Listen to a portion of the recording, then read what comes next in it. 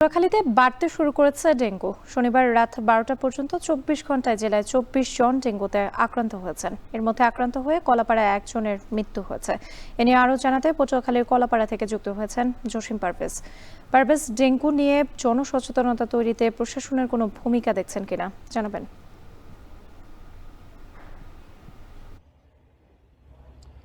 রাত্রি ডেঙ্গু কিন্তু ধীরে ধীরে বাড়তেই শুরু করছে দ্বীপ জেলা পটুয়াখালীতে। এই পটুয়াখালী জেলার যে 7টি উপজেলা রয়েছে সেখানে কিন্তু প্রতিটি উপজেলায় কম বেশি ডেঙ্গু আক্রান্ত সংখ্যা বাড়ছে।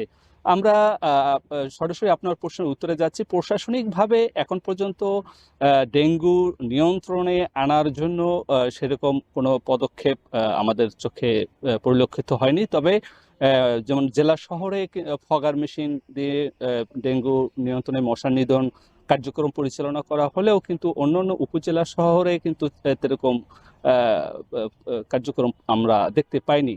এবং এছাড়া যে ভুক্তভোগী যে সকল রোগীরা আক্রান্ত হচ্ছেন তারা বলছেন যে যেখানে বর্ষার পানি জলাবদ্ধ অবস্থা সৃষ্টি হয় সেখান থেকেই কিন্তু ডেঙ্গুর দ্রুত বাড়ে এবং তারা কিন্তু ডেঙ্গু মশার কামড়ে আক্রান্ত হয়ে ডেঙ্গু আক্রান্ত হচ্ছে।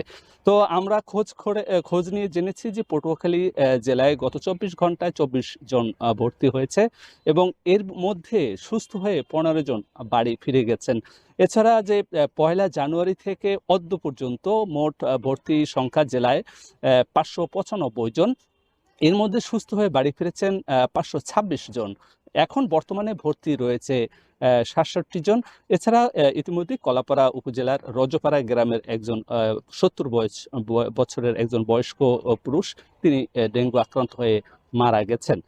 এছাড়া পটুয়াখালী সদরে আমরা গত 24 ঘন্টায় ভর্তি হয়েছে 4 জন এবং মির্জাগঞ্জ উপজেলায় ভর্তি হয়েছে 11 জন এবং 10 মিনায় 1 জন এবং কলাপাড়ায় 5 জন, গলাচিপায় 2 জন এবং বাউফলে 1 জন ডেঙ্গু আক্রান্ত হয়ে ভর্তি অবস্থায় রয়েছে, তারা চিকিৎসা সেবা নিচ্ছেন।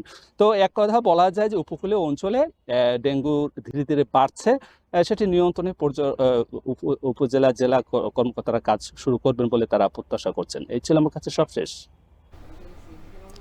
পটুয়াখালীর হাসপাতালগুলোতে বাড়তে শুরু করেছে ডেঙ্গু রোগী। এ নিয়ে বিস্তারিত জানাতে যুক্ত ছিলেন জসিম পারভেজ।